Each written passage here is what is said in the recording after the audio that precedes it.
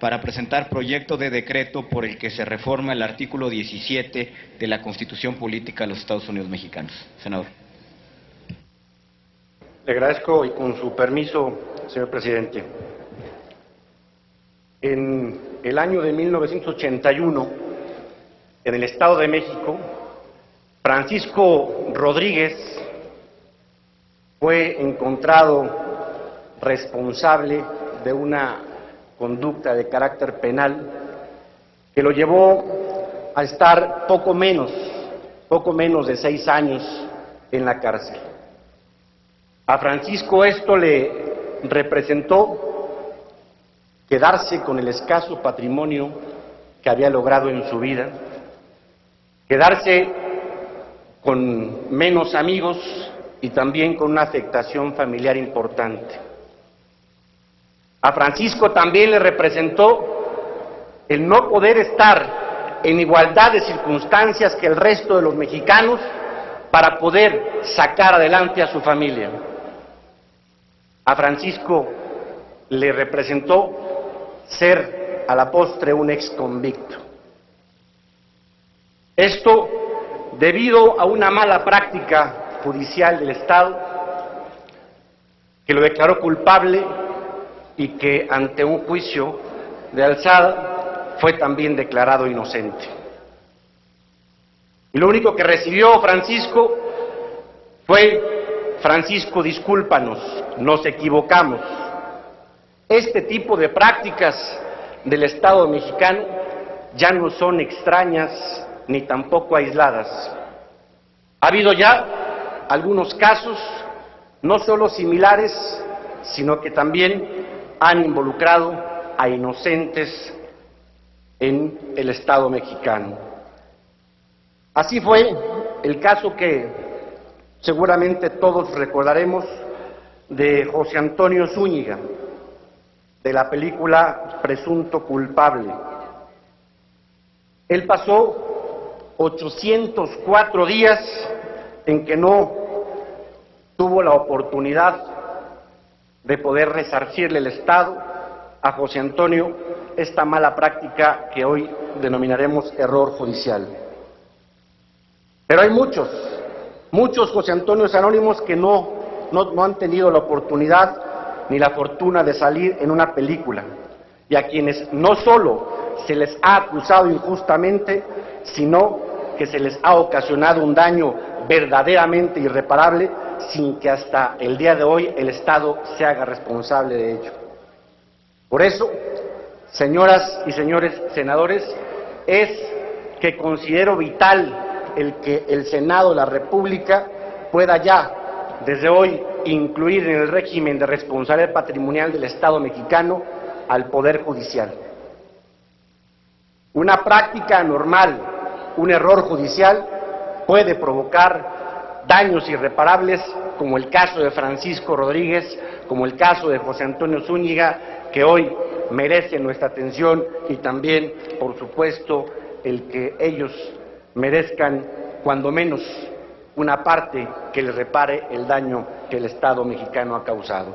Por ello que hoy pongo a su honorable consideración el que se reforme el artículo 17 constitucional para que no solo se reconozca que una mala práctica debe ser indemnizada por parte del Estado mexicano, sino también que se regule. Es cuanto, diputado presidente. Muchas gracias. Gracias, senador. Túrnese a las Comisiones Unidas de Puntos Constitucionales y de Estudios Legislativos. Se concede el uso de la palabra a la senadora Iris Dianey Mendoza Mendoza, del Grupo Parlamentario del Partido de la Revolución Democrática, para presentar proyecto de decreto por el que se reforman los párrafos primero y segundo del artículo 19 de la Ley Federal de Cinematografía. Buenos días.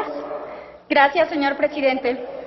Compañeras y compañeros senadores, la cinematografía es una actividad cultural y educativa prioritaria para el desarrollo de México, y a la vez es una industria que produce una importante derrama económica y una significativa fuente generadora de empleos directos e indirectos.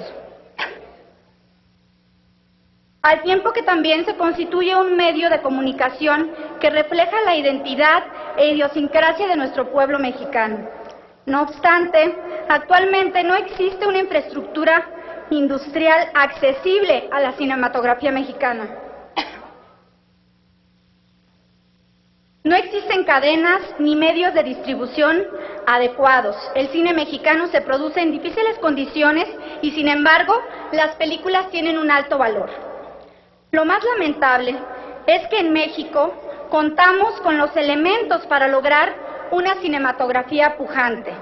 Además del talento y la gran tradición fílmica del país, el mercado es muy rentable, con una sólida asistencia de nuestra ciudadanía a las salas de cine. Con 3.700 pantallas, nuestro país ocupa el 5º lugar mundial en asistencia del público a sus salas y el 11% de recaudación de ingresos en taquilla. Pero de los 156 millones de boletos que se venden cada año en el territorio nacional, solo el 5% toca a la exhibición de las películas hechas por cineastas mexicanos. Indudablemente que una nueva legislación eficaz y la instrumentación de políticas públicas adecuadas en fomento al cine detonarían enormes beneficios para el país. Actualmente, el sector de la cultura aporta el 7% del Producto Interno Bruto. Este porcentaje aumentaría considerablemente con una industria cinematográfica sana y vigorosa. A pesar de esto, el cine mexicano ha quedado virtualmente al margen de la competencia por las condiciones del mercado. El mercado le impone condiciones en las que no puede desarrollarse plenamente. El cine mexicano, no obstante, de haber aumentado la calidad y la cantidad en sus producciones cinematográficas en los últimos años, ve enormemente limitada su posibilidad de exhibición local debido a la agresividad comercial de las empresas transnacionales. Esto como consecuencia de que son las grandes corporaciones norteamericanas las que han definido los criterios respecto a lo que tiene que ver con lo que se distribuye y se exhibe en nuestro país. Frente a ello, resulta apremiante equilibrar desde la legislación esta situación de desventaja y desprotección del cine nacional ante una industria transnacional hegemónica que impone formas de distribución, exhibición y obviamente consumo, garantizando una cuota de pantalla y un tiempo de permanencia suficientes en favor de las películas nacionales. En este objeto, mediante la presente iniciativa, compañeras y compañeros, se proyecta reformar en el primer párrafo el artículo 19 de la Ley Federal de Cinematografía, a efecto de establecer que los exhibidores reservarán no el 10%, como establece actualmente, sino el 20% del tiempo total de exhibición para la proyección de películas nacionales en sus respectivas salas cinematográficas en nuestro país. La cuota de pantalla, por definición, es el establecimiento por parte del Estado de una cantidad obligatoria de películas por sala en un periodo determinado. Constituye el instrumento de regulación del capital importancia a la hora de hacer efectiva una verdadera oferta cinematográfica que nos garantice y asegure la diversidad cultural y que proteja la producción nacional. La finalidad de esta cuota de pantalla es obviamente facilitar el estreno de todos los títulos de películas mexicanas. No obstante, si la reforma solo quedara en aumentar esta cuota de pantalla, indudablemente dejaría abierta la posibilidad de sacar a las películas mexicanas de las pantallas en un corto tiempo, como viene ocurriendo actualmente, en un muy corto tiempo de exhibición. Y eso tiene que ver con la presión que ejerce el mercado global y obviamente los títulos de las grandes distribuidoras de Hollywood que están haciendo presión de manera permanente para que sean sus películas vistas en nuestras salas. Para compensar esta debilidad, resulta también pertinente reformar el segundo párrafo del artículo 19 de la Ley Federal de Cinematografía, para establecer como una medida de continuidad de que toda película nacional que se estrene en salas por un periodo inferior a 3 semanas dentro de los 6 meses siguientes a la fecha de que ésta sea inscrita en el registro público correspondiente. El que garanticemos por lo menos 3 semanas de exhibición de las películas nuestras producidas en nuestro país nos da garantía de que la audiencia tenga la posibilidad de que en este lapso de tiempo se difunda y podamos saber si una película efectivamente es buena o no. Toda vez que conforme al vigente párrafo del artículo 19 de la Ley Federal de Cinematografía se concede solo 1 semana de garantía a las películas nacionales, desde mi perspectiva, dando concesiones a la industria cinematográfica norteamericana para que puedan ellos tener prioridad a la hora de exhibir sus películas. Por último, dejando ahí esta iniciativa, pretendemos establecer así una legislación que cuente con 2 herramientas que se complementan para la aportación del cine mexicano en los efectos de asegurar una mínima cantidad de pantallas para la producción cinematográfica nacional, la obligatoriedad de exhibición en la cuota de pantalla e imposibilidad de levantar un film por un periodo de 3 semanas y no 1 semana como actualmente establece nuestra legislación. Es cuanto, señor presidente.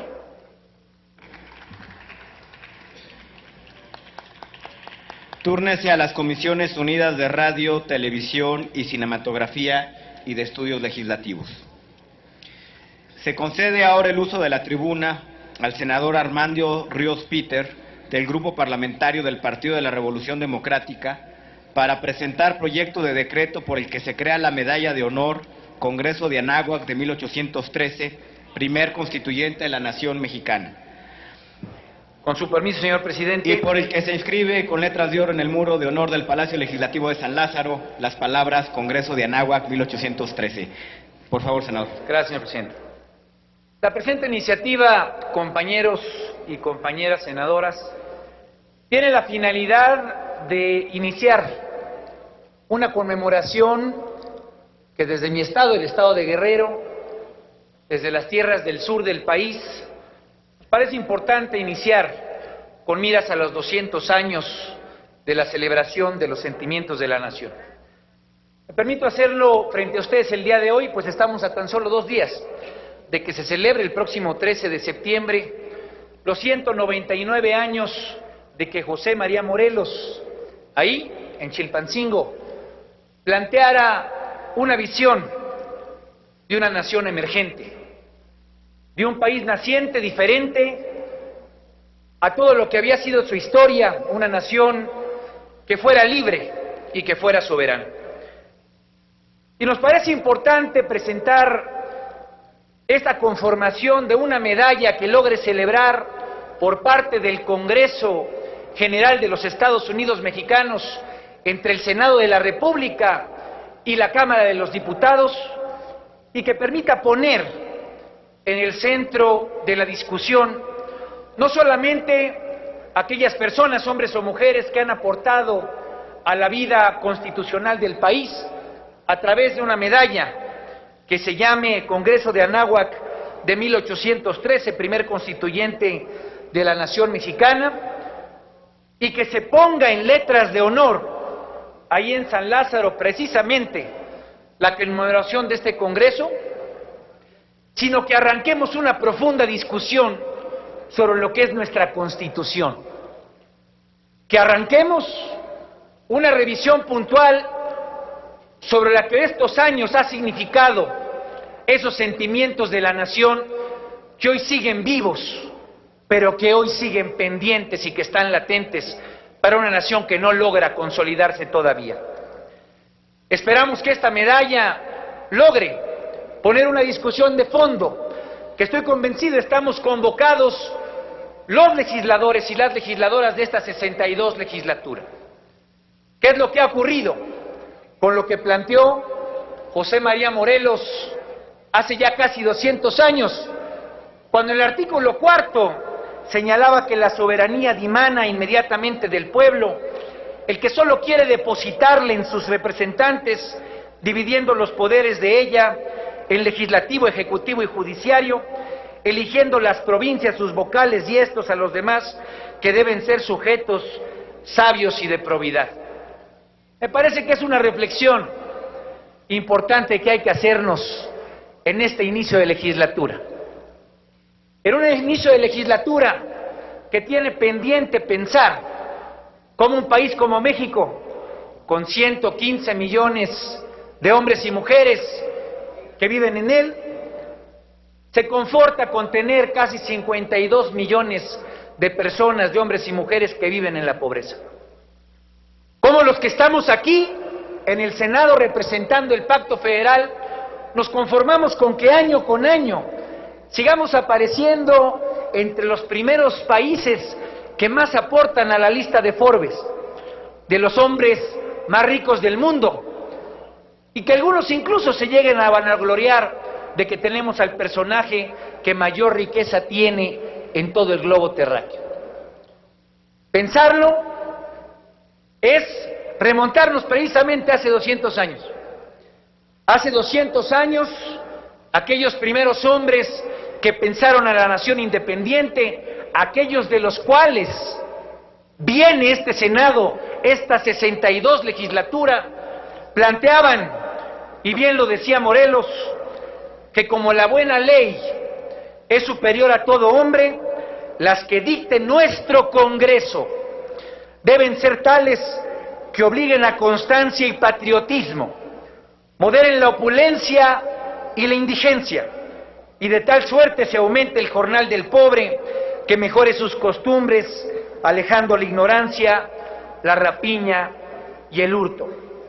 52 millones de pobres, el 80% de la riqueza nacional del Producto Interno Bruto, concentrada tan solo en el 20% de la población. Mientras que el otro 80% tan solo puede gozar del 20% de los ingresos. Son 200 años que como nación libre e independiente no hemos logrado hecho realidad esto. Y me parece importante decirlo desde el sur, porque no tan solo son Guerrero, Oaxaca y Chiapas hoy los que representan esa pobreza lacerante. Hoy el sur no solamente tiene una geografía y no solamente tiene una ubicación en una parte del territorio específica del país. Hoy la pobreza y hoy esa indigencia se vive en la zona huichola zacatecana. Hoy se vive en las partes más intrincadas de Ciudad Juárez y hoy se vive también en la parte de la Sierra Potosina. Esa pobreza y esa indigencia de la cual hablaba Morelos hoy sigue siendo el reto nacional. Y hoy sigue siendo una necesidad de que este Congreso, que estos senadores y senadoras que estamos aquí, pensemos a la patria nuevamente. Que aprovechemos ese legado histórico para celebrar y para conmemorar. Por eso se plantea esta medalla como la máxima presea que pueda dar la República desde su poder legislativo. Pero es la oportunidad para repensar lo que tenemos que hacer en las grandes transformaciones cuando se plantea por parte de José María Morelos que hay que abatir la ignorancia.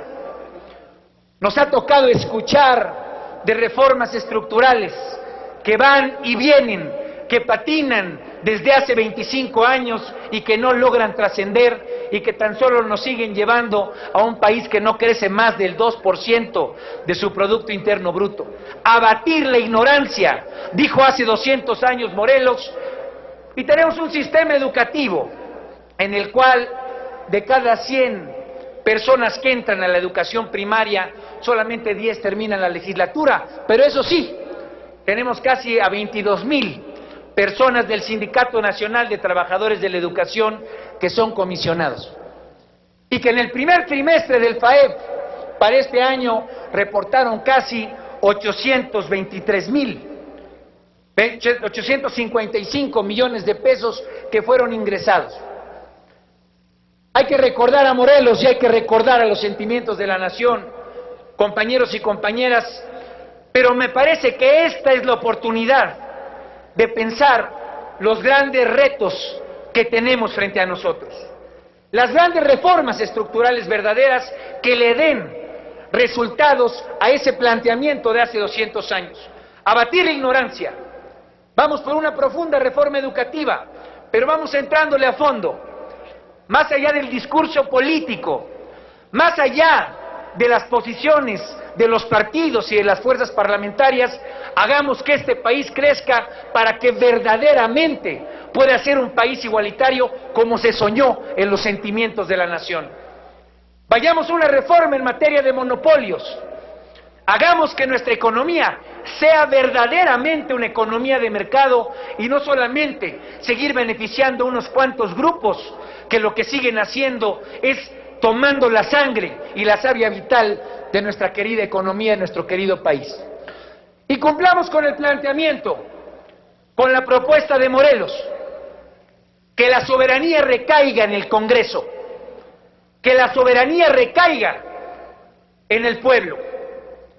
En este Senado, compañeros y compañeras, hagamos que no sean unos cuantos esos que hoy son los dueños del poder, esos que hoy son los dueños del país, que no tomen las decisiones por quienes hoy representamos a ese pueblo y representamos esa soberanía.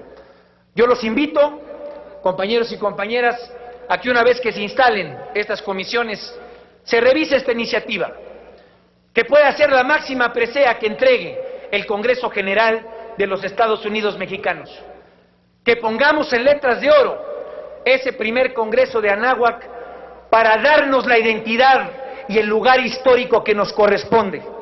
Hoy, a casi 200 años de esos sentimientos de la nación, desde Guerrero, desde el sur del país, desde ese sur cuya geografía está en cada uno de los rincones del territorio nacional, los invito a que estemos a la altura de la historia. Es cuanto, señor presidente. Gracias, señor senador.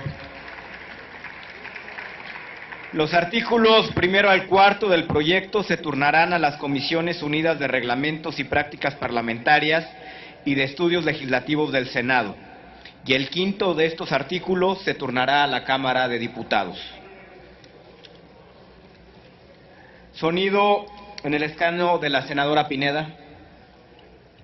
Señor presidente, nada más para solicitarle al compañero senador que pueda incorporarme a su propuesta, toda vez que el estado de Michoacán es cuna del generalísimo Morelos. Se toma nota, senadora Pineda. Bien. De acuerdo al orden del día de hoy, publicado en la Gaceta,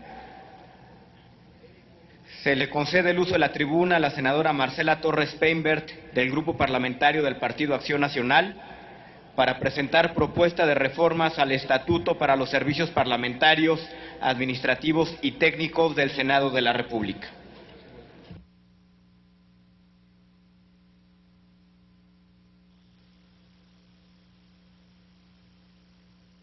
Con su permiso, señor presidente, compañeros y compañeras, senadoras, México ha dado grandes pasos en el camino hacia la institucionalización de la perspectiva de género.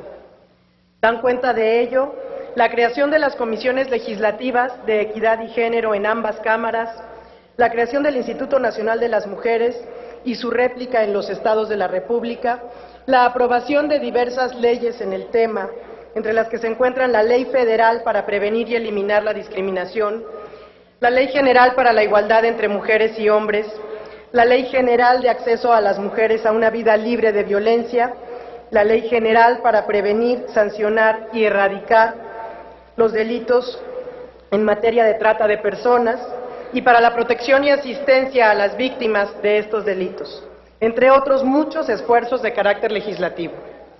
Sin embargo, es importante decir que todos estos esfuerzos aún son insuficientes para atender las obligaciones que tiene México en esta materia. La incorporación de la perspectiva de género es una obligación para el Estado mexicano. Atendiendo a lo mandatado por el artículo 133 de la Constitución Política de los Estados Unidos Mexicanos y representa, a partir de la reforma al artículo 1 constitucional, una obligación en aras de cumplimiento de la protección de los derechos humanos. el reconocimiento de los derechos humanos de las mujeres ha sido un camino largo y con muchas dificultades, que lentamente han sido derribadas, pero también es un camino que no se ha terminado de recorrer. Según cifras del Instituto Nacional de las Mujeres, para el año 2010, 5.6 de cada 100 hombres no sabían leer ni escribir, en comparación con 8.1 de cada 100 mujeres. Según este mismo instituto, para lograr la equidad salarial, habría que incrementar en promedio 8.2% el salario de las mujeres en México para que fuera igual al del hombre. Este índice no es generalizado. Hay sectores, como por ejemplo entre los funcionarios públicos y gerentes del sector privado, donde la magnitud del cambio necesaria para igualar los salarios es de 25.6%. La igualdad entre hombres y mujeres es un tema que atañe a la sociedad en su conjunto, incluyendo en esta a todos los órganos de gobierno e instituciones del Estado. La equidad de género es un tópico de derechos fundamentales y, por lo tanto, su estudio debe de ser prioritario para la Cámara de Senadores. La potenciación de la igualdad de género como derecho fundamental constituye uno de los requisitos mínimos que un Estado debe cumplir para trascender de una simple democracia formal a una democracia de calidad. La creación de institutos o centros de investigación especializados fortalece a las instituciones al proveerlas de una estructura permanente y profesional que genera información de manera constante y confiable bajo lineamientos, métodos científicos para un órgano de representación popular como esta Cámara. Es crucial contar con información objetiva, imparcial y oportuna sobre los temas prioritarios como lo es la equidad de género. La Cámara de Senadores no cuenta aún con un órgano técnico especializado en el apoyo y asesoramiento a las senadoras y senadores para que sus trabajos legislativos sean enriquecidos con estudios serios sobre el tema y así se incluya una perspectiva integral de género en todas las actividades senatoriales. El Instituto Belisario Domínguez cuenta con una Dirección General de Estudios Legislativos de Investigaciones Sociales, en la cual se incluye de manera muy genérica, entre otras muchas líneas de investigación, el tema de equidad de género. No obstante, este instituto no realiza investigación exhaustiva en el tema de perspectiva de género, ni cuenta con la capacidad estructural para llevar a cabo un análisis completo de esta realidad en nuestro país. La Cámara de Senadores no puede quedar rezagada en materia de investigación de equidad de género. Por ello, con fundamento en el artículo 302, numeral 1 del reglamento de esta Cámara, solicito a la Mesa Directiva del Senado de la República proponga al Pleno de esta soberanía la reforma al Estatuto de los Servicios Parlamentarios, Administrativos y Técnicos del Senado de la República a efecto de adicionar un inciso E a la fracción segunda del artículo 42 y numeral 3 al artículo 48, con el fin de crear dentro del mismo instituto una Dirección General de Estudios Legislativos para el adelanto de la mujer y la equidad de género. La idea de crear esta dirección atiende a la imperiosa necesidad de contar en el Senado con un órgano suficientemente fuerte para incidir en todo el proceso legislativo, aportando desde los derechos humanos de las mujeres y la equidad de género, investigaciones que abonen en la transformación de las normas que impactan directamente la vida de las y los mexicanos. Es cuanto, señor presidente. Gracias, senadora. Con fundamento en lo dispuesto en el artículo 302 del reglamento del Senado, el documento queda para su análisis en poder de la mesa directiva.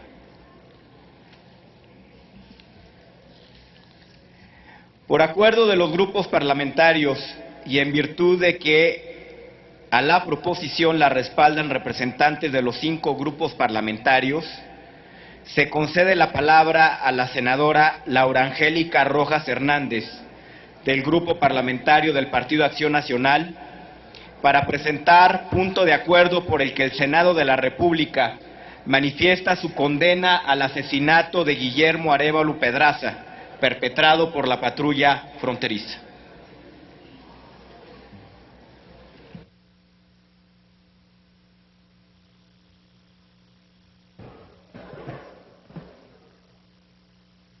Con el permiso de la presidencia, compañeros, compañeras senadoras.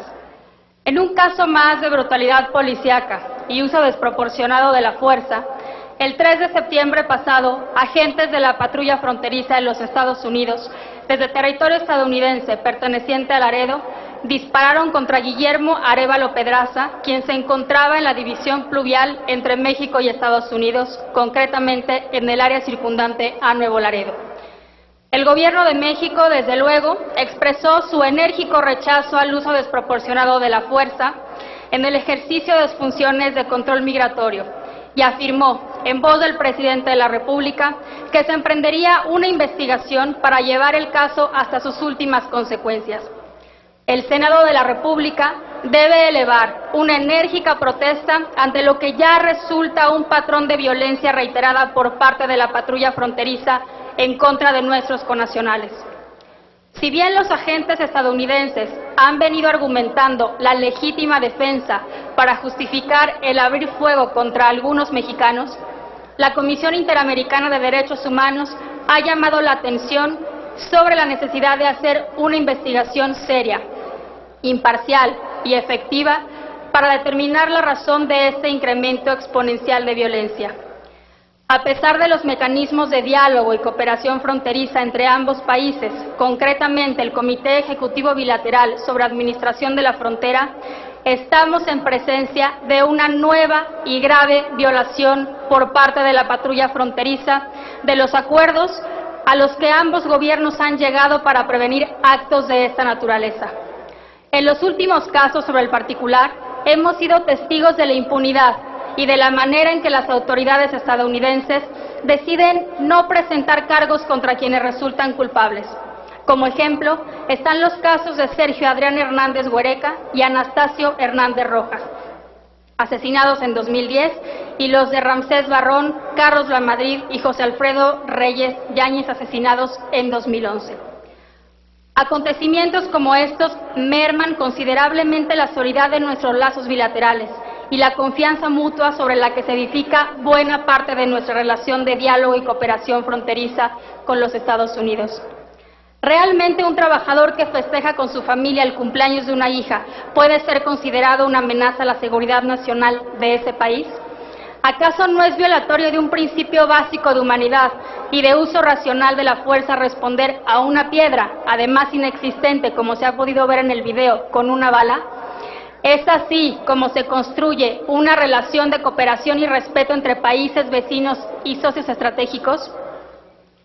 Es menester, por tanto, que el Senado de la República se una a la exigencia de una investigación puntual sobre estos hechos por parte de las autoridades mexicanas y estadounidenses, y también se emprendan una serie de acciones para cambiar el estado de cosas que han hecho posible estos inmisericordios asesinatos, como otorgar la mayor prioridad a este tema en la agenda de diálogo de la próxima reunión interparlamentaria México-Estados Unidos. Por todo lo aquí expuesto, se presenta a esta soberanía el siguiente punto de acuerdo. Primero, se condena el artero asesinato del ciudadano mexicano Guillermo Arévalo Pedraza a manos de la patrulla fronteriza de Estados Unidos, exigiendo el pronto esclarecimiento de los hechos. Segundo, se exhorta a la Secretaría de Relaciones Exteriores a seguir brindando apoyo jurídico a los familiares de Guillermo Arévalo Pedraza con el fin de llevar los procesos penales hasta sus últimas consecuencias.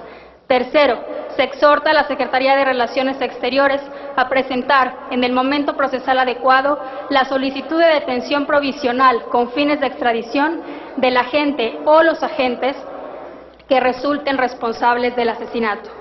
Cuarto, se exhorta a la Secretaría de Relaciones Exteriores a garantizar la plena implementación de la Declaración Conjunta México-Estados Unidos sobre prevención de la violencia en la región fronteriza y los protocolos para la prevención de la violencia fronteriza explorando vías adicionales en los ámbitos bilateral y multilateral, así como todos los instrumentos diplomáticos y jurídicos internacionales a su alcance. Quinto, se exhorta a la Secretaría de Relaciones Exteriores solicitar, a través de los canales propios de la diplomacia parlamentaria, al Senado de los Estados Unidos de América a revisar los protocolos de uso de la fuerza que utiliza la patrulla fronteriza en concordancia al marco normativo internacional de protección a los derechos humanos para evitar que estos lamentables acontecimientos vuelvan a ocurrir. Y sexto, se pide que se resuelva enviar el texto íntegro de esta proposición a ambas cámaras del Congreso de los Estados Unidos mexicanos y se pronuncie al respecto la mayor prioridad a este tema en la agenda de discusión de la próxima reunión interparlamentaria México-Estados Unidos. Muchas gracias. Gracias, señora senadora. Con fundamento en lo dispuesto por los artículos 109 y 110 del reglamento, consulte la Secretaría de la Asamblea en votación económica si el anterior asunto se considera de urgente resolución.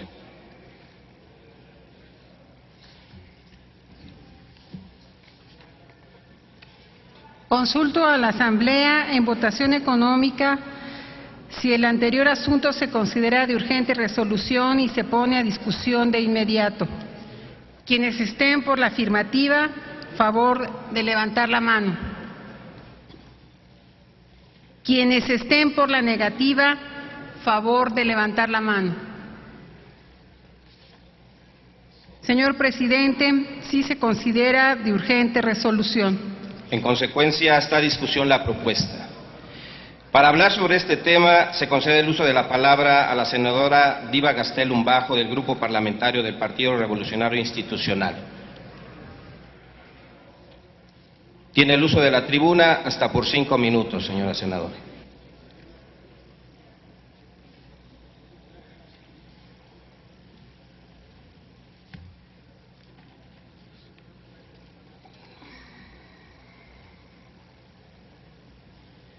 Con su permiso, señor presidente.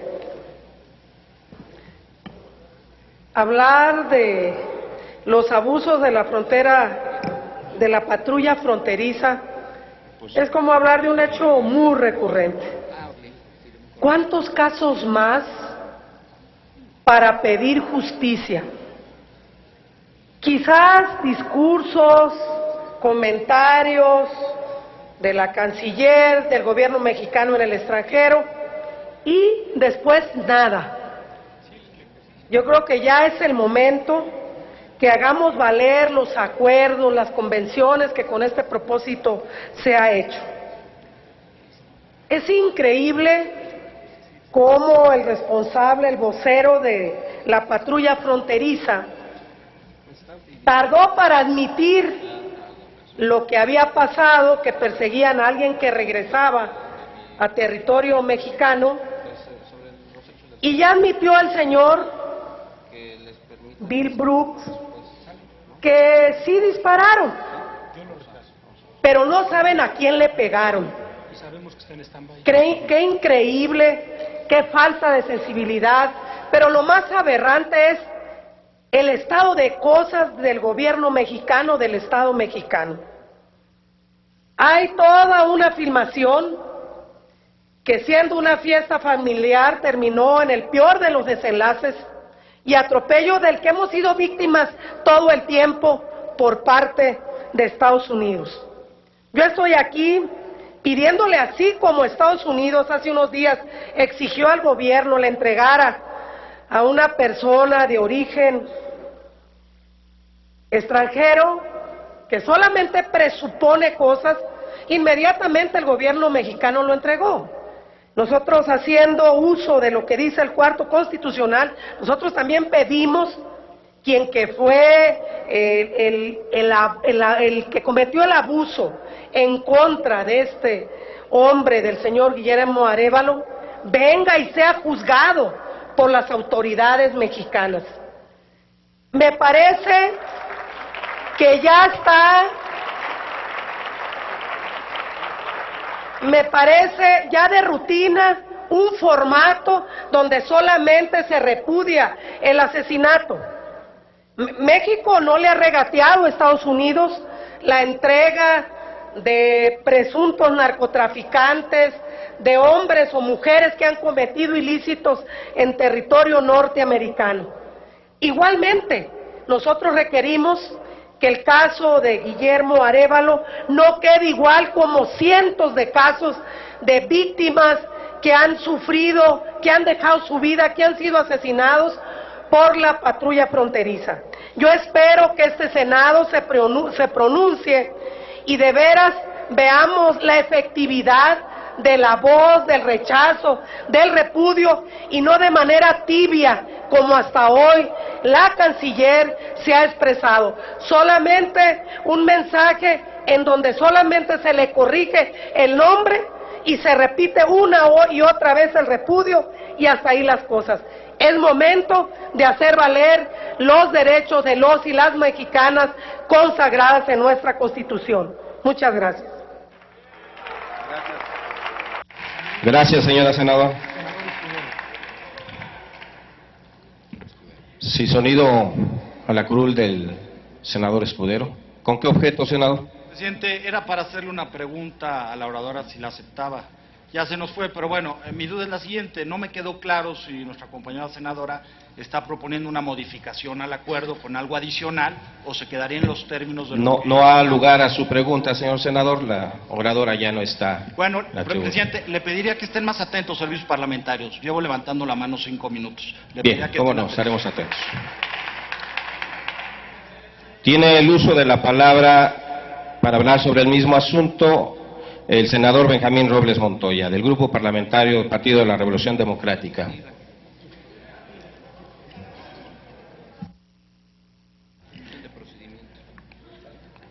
Sí, sonido a la curul de la senadora Diva.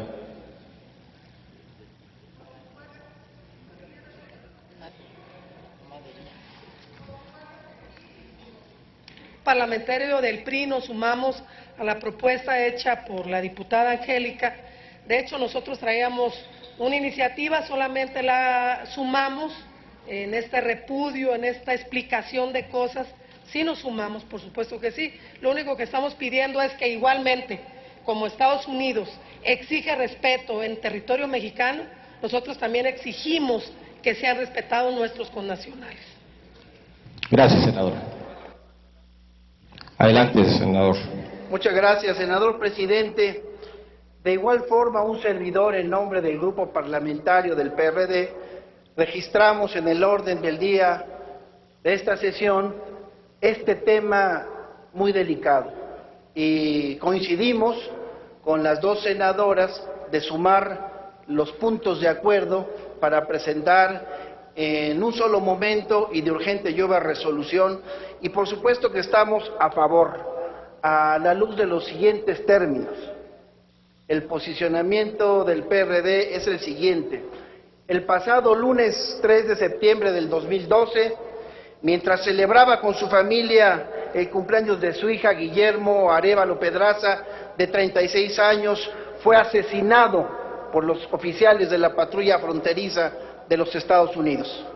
De ello hay pruebas, declaraciones de testigos presentes, así como un video que actualmente circula ya en varios medios de comunicación. Este artero crimen, ocurrido en la ribera del río Bravo, fue presenciado por muchos ciudadanos que, al igual que el hoy occiso, disfrutaban de una tarde con sus familias y amigos. El abuso de los oficiales estadounidenses es claro y evidente. Después de patrullar el río a bordo de una lancha, deciden abrir fuego de manera indiscriminada contra civiles mexicanos desarmados que se encontraban en territorio nacional. Días después, a través de un breve comunicado, la patrulla fronteriza admite que 3 de sus agentes dispararon tras, según ellos, ser atacados. Afirman agentes suyos asignados a la unidad de Marina haber descargado un arma al ser sometidos a rocas lanzadas contra ellos desde el lado mexicano. En el texto de un solo párrafo, la corporación americana no hace ninguna mención a que los disparos hubieran podido alcanzar a una persona y darle muerte del lado mexicano. En el video se aprecia que en ningún momento los agentes de la patrulla fronteriza son objeto de agresión alguna, y más bien son ellos los que en una actitud provocadora interrumpen la tranquilidad de los ciudadanos que en territorio mexicano celebraban con sus familias. El argumento de las autoridades estadounidenses de que fueron agredidos con piedras parece ser ya parte de un discurso oficial que se maneja siempre que hay abusos por parte de sus oficiales. Recordemos que apenas el pasado 7 de julio, en la frontera de Brownsville, Texas, un incidente similar ocurrió, en relación al cual el pasado 17 de julio la segunda comisión de la permanente aprobó un punto de acuerdo por el que se condena el asesinato de Juan Pablo Santillán a manos de la patrulla fronteriza en las inmediaciones del puente internacional Los Tomates Veterans. El hecho de que la patrulla fronteriza sea agredida con piedras, situación que en el asesinato de Guillermo Arévalo Pedraza claramente no sucedió, como lo avala el video que ya del conocimiento de la opinión pública, no justifica de ninguna manera el uso desproporcionado de fuerza letal contra mexicanos que se encuentran en territorio nacional. Es claro que existe un alevoso patrón de conducta por parte de esta agencia estadounidense, una prepotencia e impunidad que atenta contra los derechos fundamentales de los mexicanos que viven en la frontera, que lesiona la dignidad de México y lastima la relación entre los dos países. Sin embargo, al gobierno de Estados Unidos parece no preocuparle esto. Compañeras y compañeros senadores, esta situación no puede continuar así. La xenofobia manifestada por la patrulla fronteriza de Estados Unidos, así como el absoluto desdén hacia los derechos humanos de nuestros migrantes, está adoptando una nueva modalidad, una mucho más ominosa y de por más agraviante. Ahora los agentes de ese país están asesinando a compatriotas nuestros en territorio mexicano sin ninguna justificación. Guillermo Arévalo Pedraza fue asesinado de un balazo en el pecho mientras convivía con su familia, celebrando una fiesta familiar. Ante esto no cabe ningún argumento legal que justifique el uso razonable de la fuerza o un acto de autodefensa. De igual manera carece de sustento cualquier mención a los protocolos o políticas de la corporación estadounidense. Queda claro que la patrulla fronteriza viola los derechos esenciales de los mexicanos, actuando fuera del marco legal que contemplan diversos acuerdos y protocolos bilaterales en materia de violencia fronteriza. Se trata, pues, de un hecho inaceptable, más que de una ya muy larga lista. Ante esto, resulta imperativo exigirle al gobierno de Estados Unidos el pronto esclarecimiento de los hechos y la plena implementación de la Declaración Conjunta México-Estados Unidos sobre la prevención de violencia en la región fronteriza y los protocolos para la prevención de violencia fronteriza. Por eso, por lo que exponemos aquí, nos sumamos al punto de acuerdo y exigimos que este asesinato artero llegue hasta las últimas consecuencias en los puntos que ha dado lectura hace un rato nuestra compañera senadora del Grupo Parlamentario de Acción Nacional. Es la postura del Grupo Parlamentario del PRD. Es cuanto, senador presidente. Gracias, señor senador. Para hablar sobre el mismo tema, se concede el uso de la tribuna al senador Marco Antonio Blázquez Salinas, del Grupo Parlamentario del Partido del Trabajo.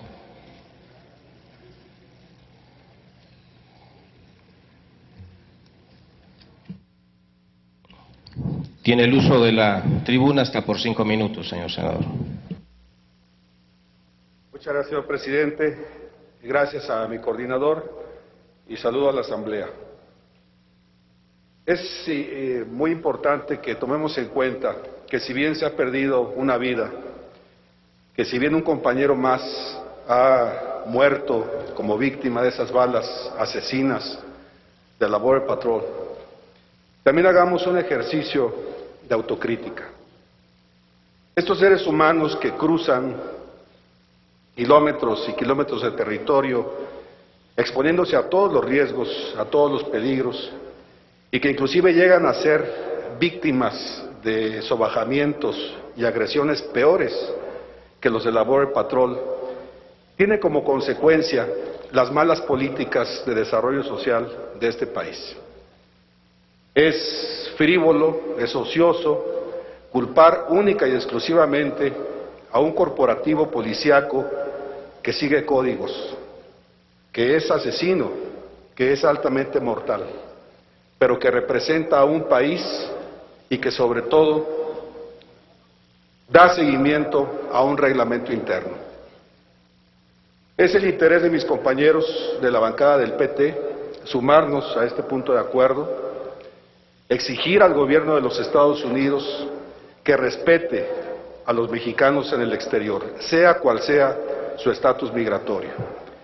Pero esto sería lo de siempre si no observamos las causas por las cuales estos seres humanos se desplazan hacia los Estados Unidos corriendo todos los riesgos. Esto también sería inoperante si no observamos que en la política migratoria mexicana llegamos a ser mucho más crueles con los compañeros centroamericanos que ingresan a nuestro territorio. Hay que recordar, por ejemplo, aquellas escenas de las tumbas de San Fernando, donde los contamos por decenas, cadáveres por decenas. Es muy importante que en esto prive la autocrítica. Es muy importante que en esto observemos que se trata de personas que no encontraron en sus comunidades los mínimos de bienestar, que no encontraron salud, que no encontraron educación, que no encontraron una forma de trabajo honesto. Es también muy sencillo, desde el centro del país, apremiar a un gobierno para que respete los derechos de los nuestros, cuando desde este punto del país tenemos total y absolutamente olvidados a los estados de la frontera norte. Fronterizo como soy de nacimiento, fronterizo como es que vivo en una gran frontera, me he encontrado con decisiones aberrantes que afectan la economía y los intereses de los estados fronterizos, que muchas veces tienen que albergar a estos mexicanos que en su búsqueda por ingresar al territorio de los Estados Unidos han de permanecer precisamente en los territorios de los estados fronterizos del norte.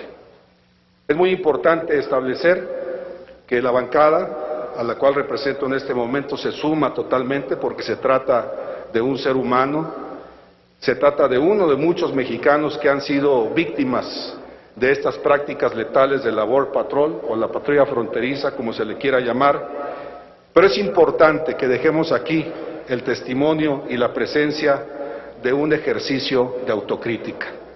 Para retirarme, yo quiero que comparemos el trato que la Border Patrol le da a los mexicanos, a nuestros compañeros en su territorio, y el trato inhumano, yo diría prácticamente sujeto al trato que se le podría dar a un animal que nosotros le conferimos a los compañeros centroamericanos que llegan a nuestro territorio.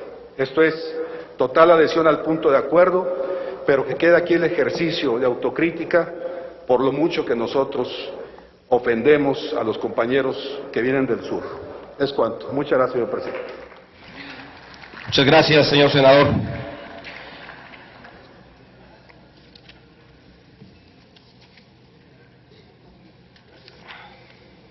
No habiendo más oradores inscritos, consulte la Secretaría a la Asamblea en votación económica si es de aprobarse la propuesta presentada. Consulto a la Asamblea en votación económica si es de aprobarse la propuesta presentada. Quienes estén porque se apruebe, favor de levantar la mano. Quienes estén porque se rechace, favor de levantar la mano. Aprobada la propuesta, señor presidente. Aprobada la propuesta, comuníquese. En el apartado de proposiciones se concede el uso de la palabra al senador Héctor Yunes Landa del Grupo Parlamentario del Partido Revolucionario Institucional para presentar punto de acuerdo por el que se crea la Comisión Especial de Vigilancia, Seguimiento y Atención para la Agroindustria Mexicana de la Caña de Azúcar en el Senado de la República. Tiene el uso de la tribuna hasta por 5 minutos, señor senador.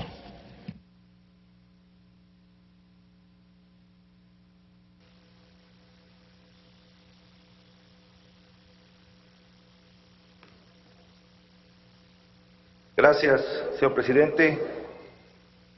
Un servidor, senador por el Estado de Veracruz, integrante del Grupo Legislativo del Partido Revolucionario Institucional, someto a la consideración del Pleno de esta soberanía proposición con punto de acuerdo con base en las siguientes consideraciones.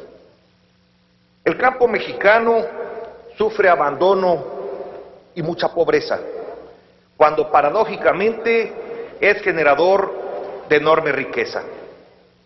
Según el Coneval, 2 de cada 3 mexicanos del medio rural viven en pobreza y 1 de cada 3 tienen un ingreso por debajo de la línea del bienestar mínimo. Esto explica por qué el campo, que debe alimentar a México, ofrece a sus familias rurales hambre. 34% de los mexicanos en situación de pobreza alimentaria residen precisamente en el campo. Es tal la importancia de nuestra agroindustria azucarera que de ella depende en buena parte la economía de 15 entidades federativas, casi la mitad de la República. Emplea de manera directa e indirecta a 2.660.000 personas e incide en el bienestar de casi 10 millones de mexicanos. Contribuye además con medio punto del Producto Interno Bruto Nacional, 11.6 del PIB del sector primario y con el 2.5% del PIB manufacturero. De los 58 ingenios azucareros en México, 22 se encuentran en mi entidad, el Estado de Veracruz, 3 de los cuales, por cierto, no se encuentran actualmente en operación. A pesar de ello, en la entidad veracruzana se genera el 50% del total de los empleos de este sector y al menos el 40% de la producción nacional del endulzante.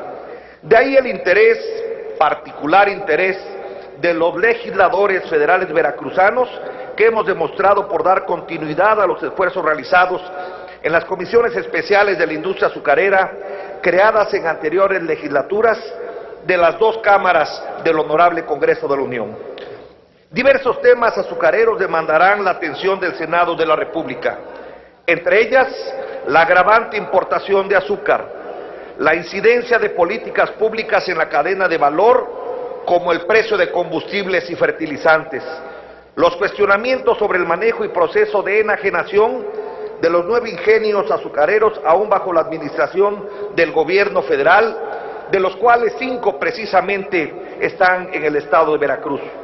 También la vinculación entre la agroindustria azucarera y el impostergable cuidado del medio ambiente, mayor acceso a la investigación y transferencia de tecnología, más financiamiento para inversión productiva e infraestructura, así como el seguimiento al comportamiento de los mercados interno y externo de edulcorantes en función de la liberación arancelaria consagrada en el Tratado de Libre Comercio de América del Norte en el 2008.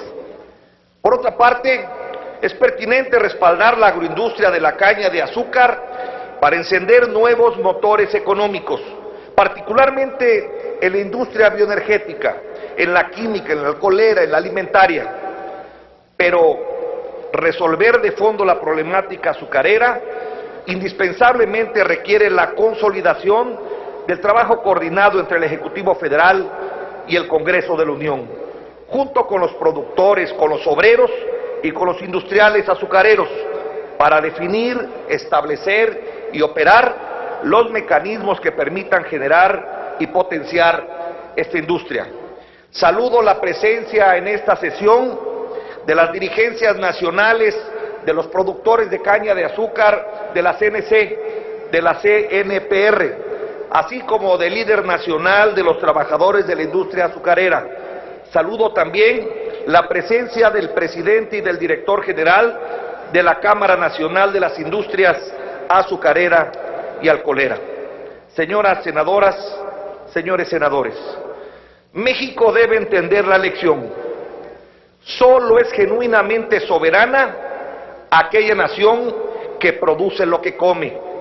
Hay que producir más alimentos, hay que producir mejores alimentos, hay que producir de mejor manera los alimentos.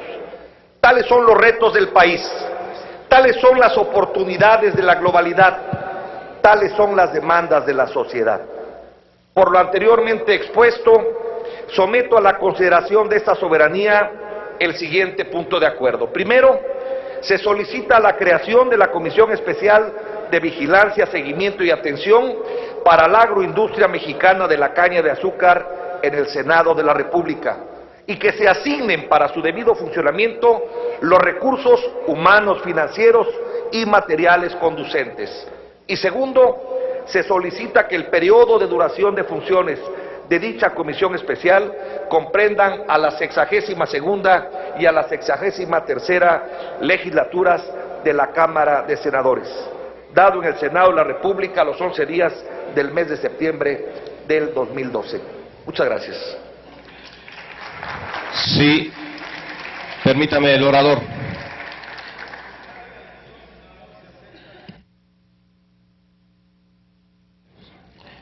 Se le ha preguntado y acepta. Sí, senador Gerardo Sánchez. Manuel Cota, senador Cota. Bien, para economía de tiempo, quienes deseen adherirse a la iniciativa del senador, por favor levanten su mano y tomamos nota desde acá. La Secretaría toma nota de quienes han adherido. Muchas gracias. Gracias, senador. Túrnese a la Junta de Coordinación Política.